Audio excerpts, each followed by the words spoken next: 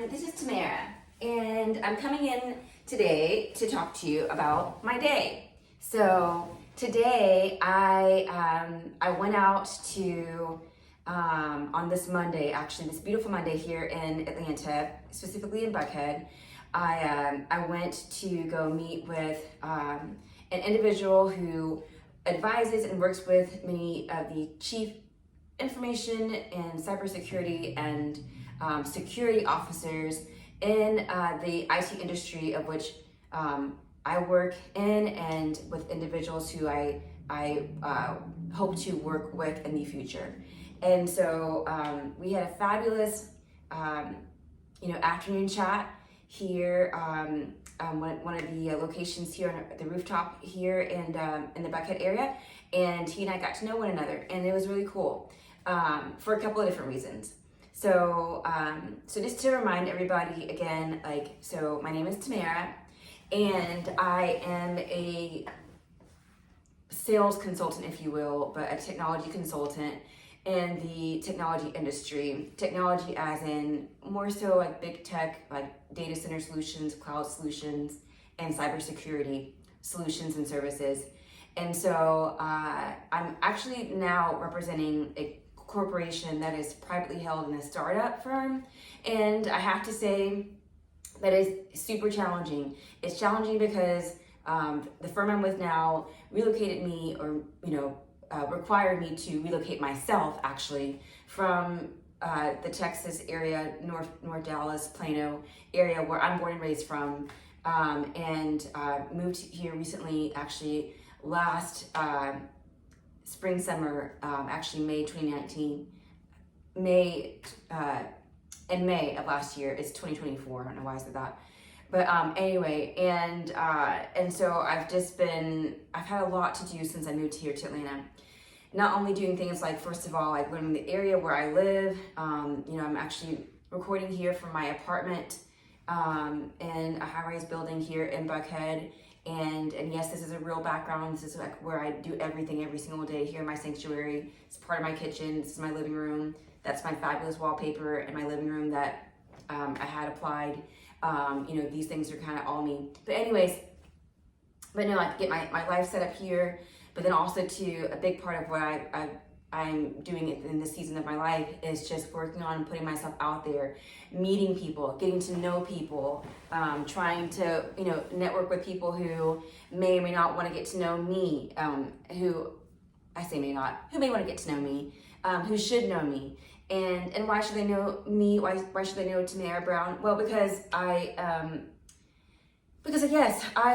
special, and what I have to offer is is my light and my love and my sincerity and my passion and my heart, just for people in general. I'm a people person.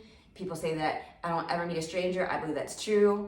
And so yeah, I love finding out not only like where there are mutual synergies that I have with pretty much every person on the planet. There's not like I said, a stranger who I really meet, but also too finding out like how I can help people. And vice versa. Does that include me making a living and selling stuff so I can keep this roof over my head and support myself and my family, which right now my family consists of me, but I am also an identical twin, and I do have a sister, and she's a mom, amongst other things, a wife and a dog mom and so many other things. And I also have, I have nieces and nephews, and I have parents who I care about, and I have family back home in Texas. So, but right now, my primary goal is to help support the family of me and the family to come. So that takes a lot, actually. It takes a lot to, just be a working individual and woman in this world, especially in the technology space. It takes a lot. Is this a path I would have chosen for myself? Absolutely not. Have I grown to like it and appreciate it? Absolutely. Because I get to do what I love most, which is to genuinely make real connections with real people. Connections as in build relationships that turn into friendships, and those things, last, a lifetime in some cases, or for a season, or for a moment in a period. But I think that because I'm just myself and I'm genuine and I'm sincere, which I almost cringe to use the word genuine, I almost cringe to use the word authentic, I almost cringe to use the word intentional, because those are such big corporate buzzwords these days that, you know, like the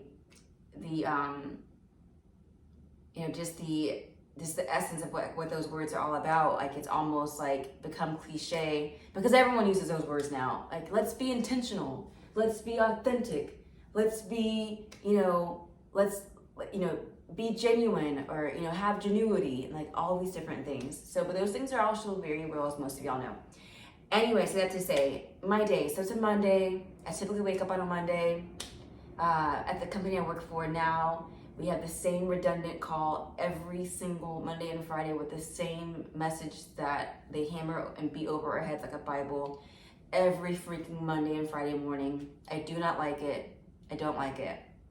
I have to say, I've been spoiled with some of my past big tech employers, and that, like, they just give you, you know, they give you your marching orders. You're assigned a task in regards to, like, you know, who you're dedicated to, like, go support and work with, and then, like, you go run your business as if it's truly your own, and they empower you and enable you to do that, and then, like, you just go make shit happen and, like, get it done. So but you know every organization has different perks and all that. So the downside, I feel, for at least for me, you know, being seasoned at, you know, like, identifying, you know, like, what my priorities are for running a business and accomplishing, meeting and or exceeding a goal, is that working for a smaller company, it's more micromanaged, and there's less trust, there's less empowerment and enablement to equip and position the people doing the job on behalf of the company to go get shit done. And it's more like, oh, actually, let me get deep off and involved into, like, you know, what I think you should be doing, stupid small stuff like KPIs and metrics that they're, you know, just microscopically, like, laser focused on, like, you know, monitoring you on. And it just, like, it doesn't create, like, the moral, like, mental atmosphere of, like, just joy and freedom and liberty and autonomy to, like, go, like, be a master of your day, that I would particularly probably thrive more in that environment than the opposite that I'm in now. But the beautiful thing about that, you know, about being uncomfortable or being comfortable in uncomfortable places and spaces, is that for me this year in 2024, I've had the opportunity of challenging myself to look at things differently, look at the glass, not even half full, but looking at the glass full, you know, just challenging myself to have not only a good attitude, but the right attitude, and like, ignoring all the minutia of, like, the small-minded company and, like, weak leadership styles of which I operate amongst, where there's, like, doubt and, like, lack of trust and, like, fear, and just, like, doing me anyway. I ignore a lot of stuff and I just do me. And so I say that to say, with that, doing me comes a lot of, like, thinking outside of the box. It comes with a lot of taking the mental box, you know, like, and breaking that glass and, like, you know, crushing it. It comes with me taking myself outside of that mental box up here in the mind realm, and, like, figuring out, like, how I can, not only with no budget and no money and no real support and with no business justifications, in a white space is, like, a territory and or a business space, a geography or region, where, for those who are not as familiar with, like, you know, vendor or technology sales, those I know who follow me and listen to my content and are curious about what I do, white space is, like, for example, like, you're assigned a region with, like, maybe 10 prospective clients or customers, you know, corporations in the Atlanta area, and all 10 of them are working with other companies, and they've never heard of your company, and they've never heard of you, and none of them are doing business with you today. And so I have the very wonderful, you know, assignment of going out and creating not only visibility, but, you know, prospecting and generating new clientele, so that they can become customers and consumers of the services that my company delivers. And also, with that, I have the responsibility that I've given myself of not only like putting myself out there, building and creating my brand in a whole new region where I don't have a network here at all. Nobody knows me. I have no friends here, no family here. No, none of that for the most part. And like starting from like ground zero, as if you are starting your own company, and like, you know, putting yourself out there, building your own brand, evangelizing, you know, not only, you know, what you do and what you have to bring to the market on behalf of your company, but really it's Tamara, just being Tamara and putting myself out there. So today, for example, I woke up, like I said, I had, you know, my very redundant Monday morning call that I despise.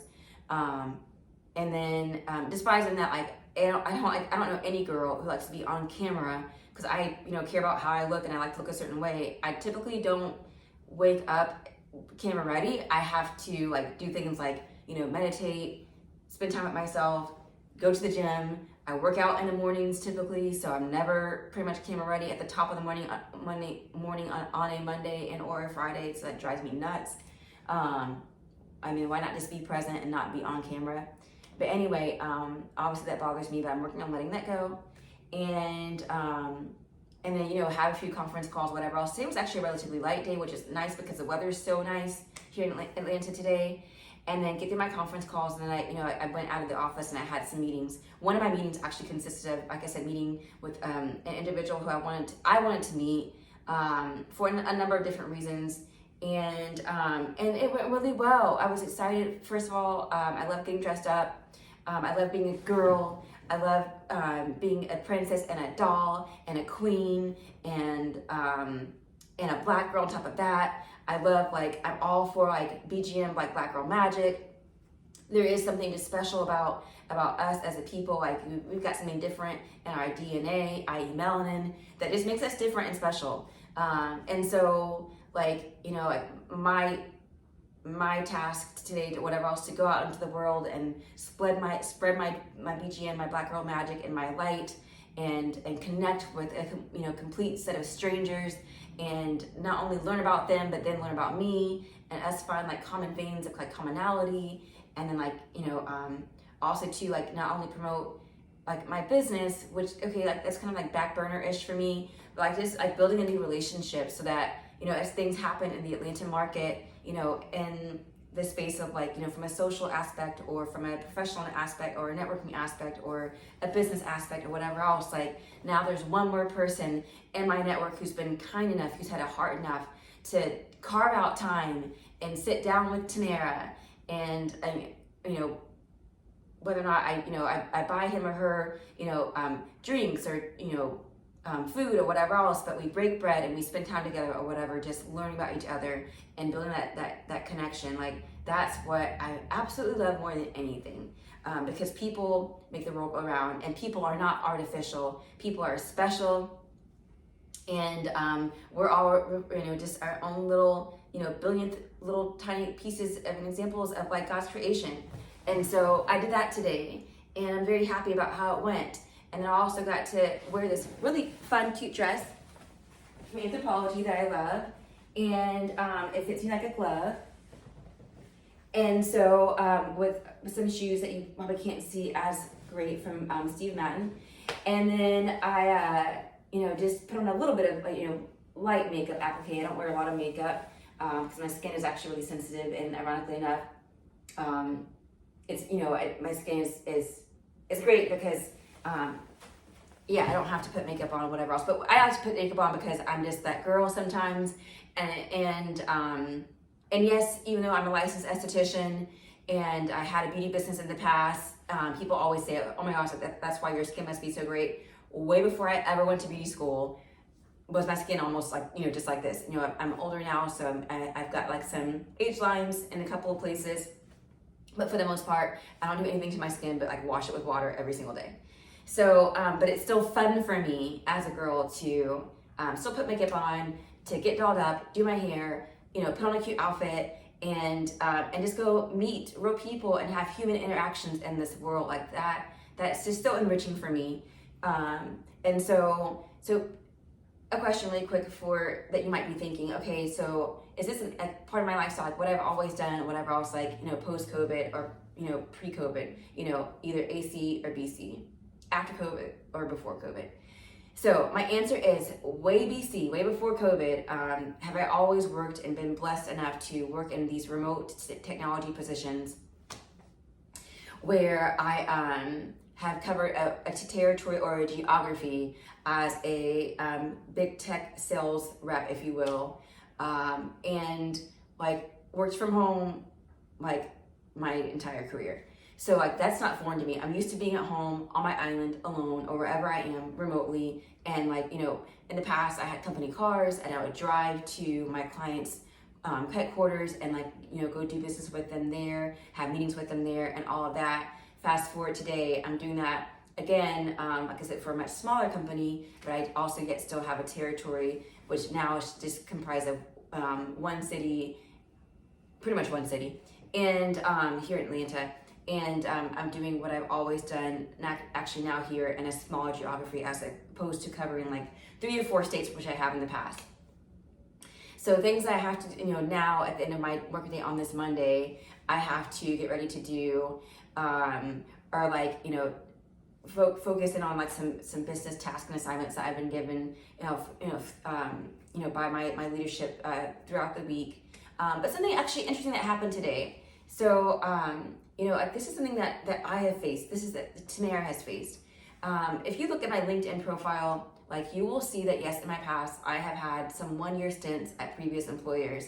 And another big challenge that I have to overcome, just being me, is getting people to look past what my profile looks like in regards to like, I have been quoted not by one person, but by many people of like being a job hopper or having had hopped around in the industry. And it really sucks.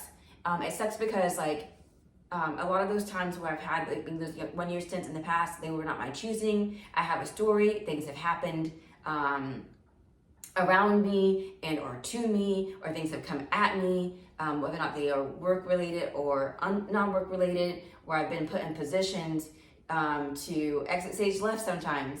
And so, but it's interesting because I definitely find in a world where people do a lot of judging that I get judged for that a lot. And I just want to say out there to my audience and to the world, like, you know, that it does hurt. Like I can relate to what it feels like maybe, this is not me, but like there are people who are judged for things that they can't control. Like, you know, I get judged for, I'm sure, like, and that's what humans do. Like we look at people with our eyes and we judge. So people look at me and they say, oh, okay, well, she's black, so she must be this. Or she's a female in tech, so she must be this. Or she's not married yet. And I'm, in my early 40s and never been married, but a black career woman. So thanks to Tyler Perry and Beyonce, I'm automatically put into the independent black woman category. I can't stand that crap. I don't enjoy being an independent black woman and like running a whole household by myself and bringing all my heavy groceries upstairs to my apartment by myself. And like, I have a set of tools. Am I good at using them? No, but I have them, and I have, a couple of small ladders, and I do things or whatever else that maybe a man could or should do better than me. And I do those things by myself. And so, but I get judged for, like, for example, I get judged sometimes for wearing extensions or weave or whatever you want to call it. And people don't know, for example, that I do that sometimes.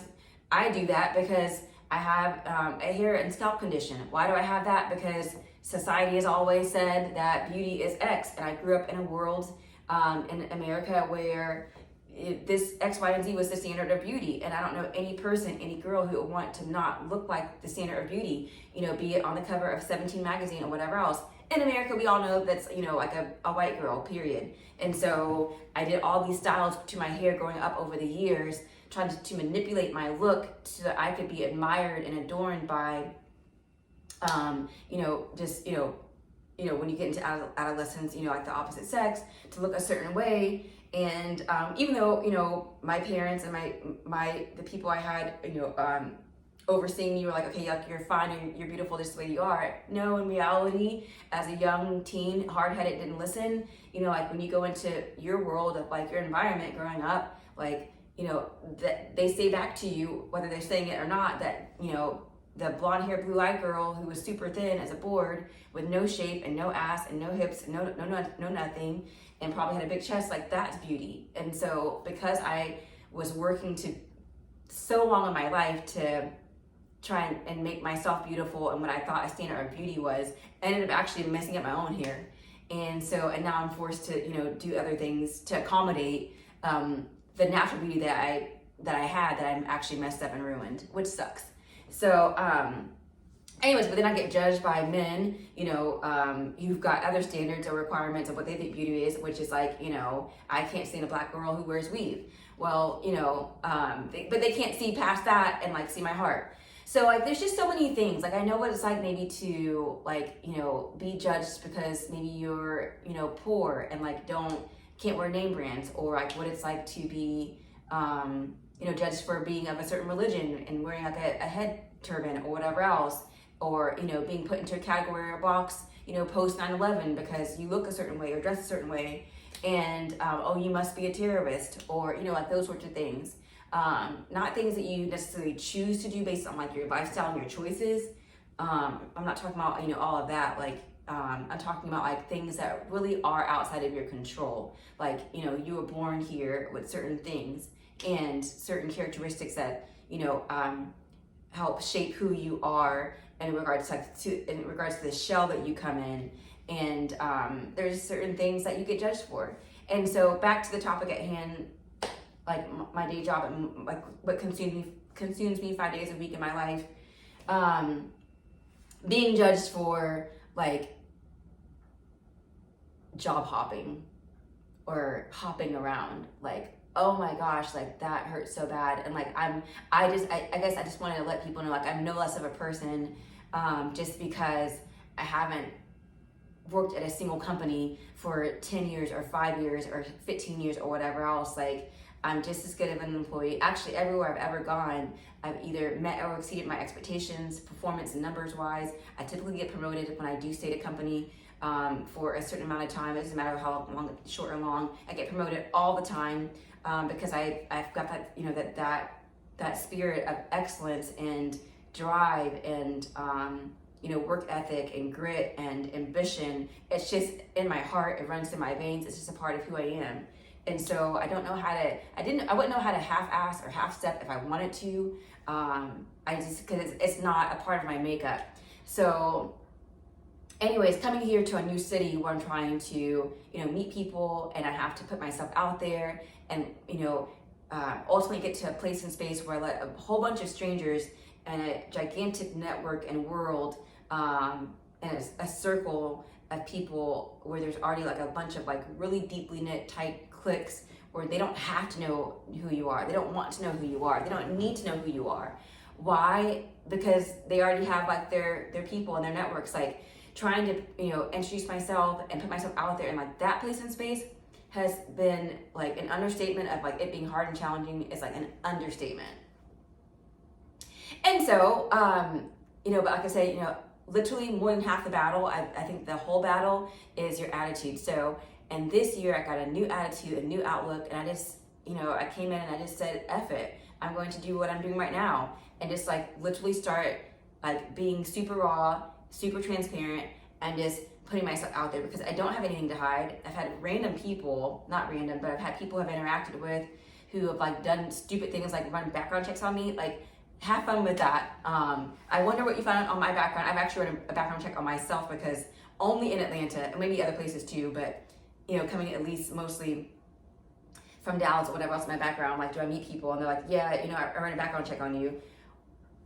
Okay, I hope that you found something incredible because did you find criminal background? Did you find like my bank account balances? Did you like see all the credit cards that I have and like, where I shop at all my favorite stores or whatever else and constantly charge them up? Like what did you find in my background that would warrant you running a check on me before like you meet me for like a lunch or whatever else? But that's like, that blows my mind. But I've learned since I moved here that there are a lot of women, unfortunately, Black women, who are just out to get people for whatever they can give them or get from them, whether or not it's getting their bills paid, which I don't need help with any of that, or like getting money from them, don't need any of that. Trying to get like some sort of come up, or whatever else, like, I'd rather, you know, work hard to pursue my own goals or whatever else to accomplish my own come-ups. Actually, that would probably, I imagine feel much better than getting that on the back to somebody else. But anyways, but yeah, like, you know, it's just, it's a tricky place. It's a funny place when you really are sincere and you really are authentic and you just, you know, like, you just want to not just get something out of people for the sake of, like, you know. Well, here's the thing. Someone said this to me the other day. You know, everyone is getting used. The question is, like, how are you getting used? Are you getting, you know, and you're using and usury. And thank you, friend. I just thought about the friend who told me this. And your usury. Are you misusing the person who you're using? Or are you using them, like, in a transparent way, where you're going through the front door and you're saying, like, hey, you know, I'm Tamara, and, like, this is what I do, and, like, this is what I'm here for. You know, who are you? What do you do? What are you here for? And how can we actually help each other? Now, this might sound bad, but use each other for, like, whatever we've got, and, you know, where there could be, like, some sort of mutual benefit, and then either grow from there, blossom from there, or thrive from there. Like, you know, like, those are the sorts of things. Oh, I forgot to turn the light on. Light. But those are the sorts of things that you could actually be very transparent, you know, with an individual about. And then, like, it not be like this big, like, scary sort of, like, oh my gosh, I don't want to get it taken advantage of. Like, what does this person want from me? Because we live in a world where, of course, everyone wants something from somebody else. Like, that's just the truth. We're in a world where everyone's in business to, you know, do business and to make money from that business. Like, that's what makes the world go round. That's what makes America the number one, you know, capitalist country in the world, because of how much, you know, how successful we are at the businesses that we you know, have built and grown, and the infrastructure of this company that make us the number one sought after country to beat, right? And so, like, long story short, wrapping up this video today or whatever else, I'm just, you know, it's another day in the rat race of hyenas, of me out here as well as a single black girl from Plano, Texas, here in Atlanta now, or whatever else, just trying to live my American dream, because my dream is to also make it, and to make it big. And so, and, like, why not? Like, why not go all the way? And so, that being said, so yeah, until next time, I'm going to probably actually end this day by, I need to go, first of all, like, make myself something to eat, a smoothie probably, and then get ready to do a little bit of work, and then also to go out on the town, on the scene tonight as well, just to go have some fun and to go meet some more people. And so, yes, I hope y'all have a wonderful Monday, and I thank you so much for your patience while I get better at making these sorts of videos, so I can, like, start them and end them in such a way to where you don't see me go like this, come up to the camera and hit stop. But until then, have a great Monday.